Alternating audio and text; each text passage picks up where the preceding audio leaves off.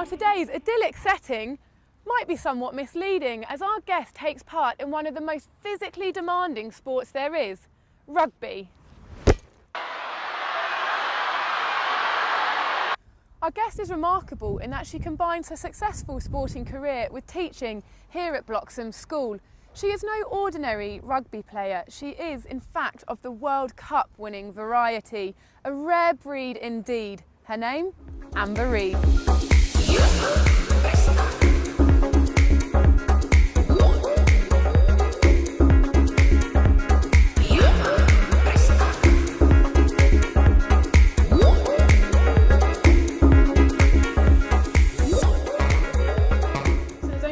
Place to start really, Amber. What are your abiding memories from that special day, the Rugby World Cup final? It was absolutely incredible. It feels like a long time ago now, just speaking to you before, but just the experience and to do it at such a young age, for me, is always something that I've wanted to do. So yeah, very special. I've got lots of photos and memories from that time, so I look back on it very fondly. Obviously, it was a really big deal to you personally, but for women's rugby as a whole, how do you think that it's changed the credibility and recognition of your sport? I think just the coverage that we had on it, more people knew about it, more people knew that it was on and kind of tuned in to watch. We had newspaper clippings go up in our team room of things that were going back home, so I think we were really aware of kind of the momentum that was building from the first pool game against Samoa up until the final. The newspaper clippings kept going on the wall and it seemed to be more and more each day. So we were very surprised about that. But I think the part it played was to get women's rugby into the media, which means more people then watch it. And we love to play rugby, we enjoy playing rugby, and we're hoping that we'll inspire the next generation of girls to even just pick it up and try it. It doesn't matter if it's competitive or if they turn up for their local touch league in the summer and just want to try something new. So we're hoping that the more media coverage we had from the World Cup will inspire more people to pick up a ball and even just get active and just get playing. So was it a result of the World Cup that got you your blue verified tick on Twitter? I noticed that coming here. I mean, surely that must have meant something for you. Everyone got very excited. Just something so small. Yeah, it was definitely the media people at the RFU wanted to get our accounts verified for the World Cup squad, just to push that extra little bit, so to try and get more people again spread into that wider audience and to get them following us on Twitter. Not sure how exciting my tweet is, but it's something so small, but like you said, it can mean a lot more. So the more female athletes that have got the blue tick means that they get followed more. And at the end of the day, that's more female role models out there for everyone to aspire to be. So have things been changing professionally and sort of financially for women rugby players? I think the Sevens programme is definitely developing, and with the inclusion into the Olympics, which is incredible, in 2016, then that was kind of the way things were always going to go. A couple of countries have already gone into their professional contracts, so you've got the likes of New Zealand, Canada, Netherlands, Australia. And I think it was just a natural progression. The RFU are very supportive of the women's side, so I think that was always kind of going to go down that route. And the 20 players who've got those contracts, I think they're enjoying the experience. I think everyone who picks up a sport wants to be professional. I think that's something you aspire to be. If the opportunity came, I'd love to take it. But at the moment, I'm really enjoying teaching. It's only my first year, and Bloxham have been a great place to start for me. They've been very supportive, which has meant I've been able to do the teaching and my rugby alongside. So there are new initiatives such as the Loughborough College Girls Academy, and that was launched by the elite Australian rugby player Kelly Harvey. Isn't it great to see all these sort of new initiatives coming about thanks to you girls, really? It's fantastic. It means that more girls have got the opportunity to pick up the ball and play at any level, like I've said before. So just picking up at grassroots, whether they're younger, coming to it a little bit later. But the opportunities are there, and that's a fantastic thing to see. So if we take us back to the young Amber Reid, who were your inspirations growing up? I honestly started off playing football when I was younger, so looked up to the likes of Michael Owen, and then decided that I was a bit bored of football and wanted to try something new. I think probably one of my main inspirations is my old psychology teacher who took a girls rugby team at Colston. So big rugby environment back at school. But for me, the team that he started had a great group of girls, and he made it fun and exciting, and that's something that I wanted to be part of. I wanted to try something new, and that seemed like the natural progression to go into. Try something different, new challenge with my mates, and gave it a go from there. Something that's said to set football and rugby apart is that sort of Corinthian spirit where you guys, you'll just get up after what looks like a very ferocious tackle and you'll carry on playing. How would you say the mindset differs between those two sports?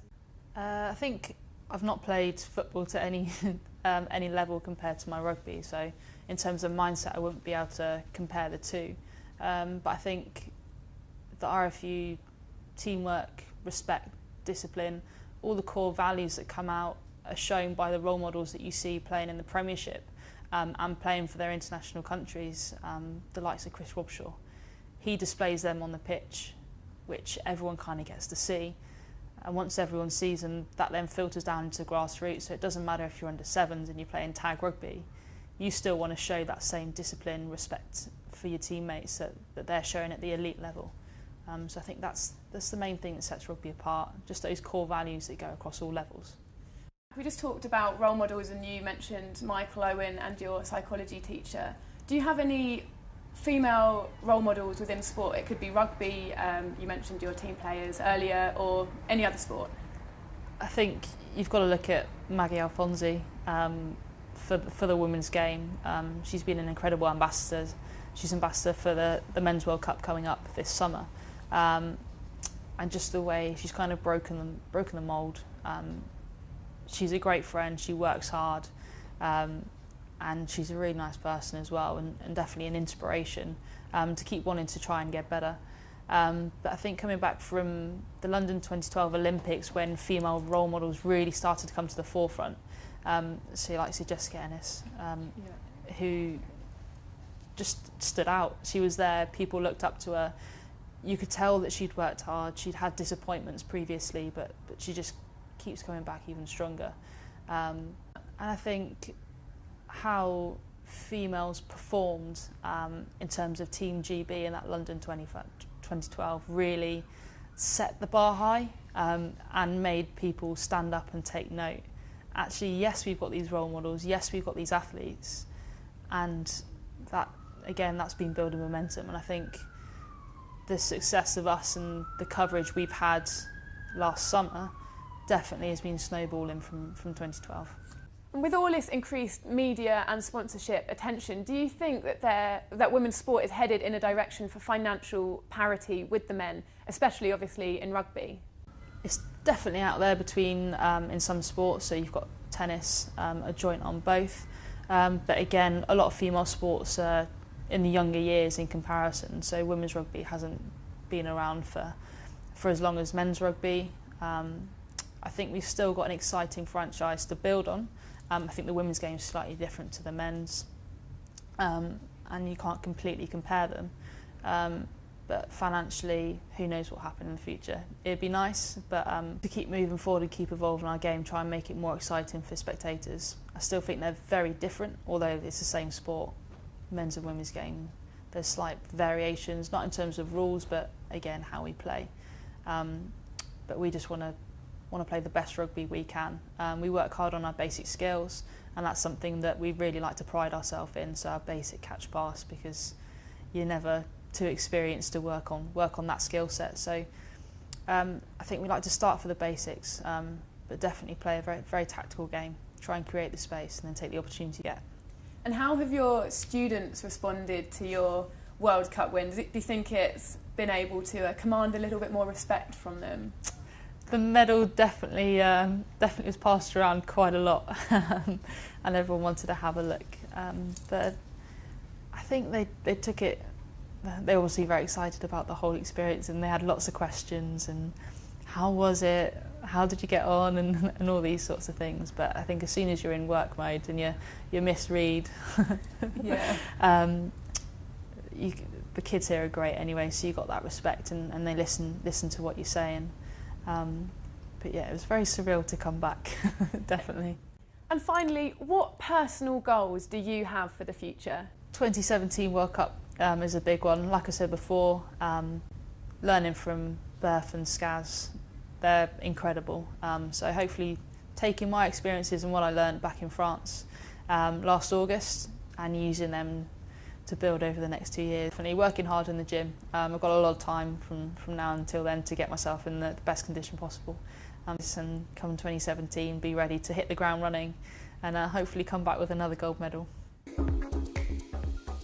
Staying with the theme of inspirational women, on our next show we will be chatting to a lady who turns heads in more ways than one. Her name, Carolyn Radford. She became CEO at a professional football club in her 20s. Carolyn pulls no punches in her assessment of top-flight football in England. OK, we'll leave you with some more action from the all-conquering World Rugby champions, England. Thanks for watching and see you soon.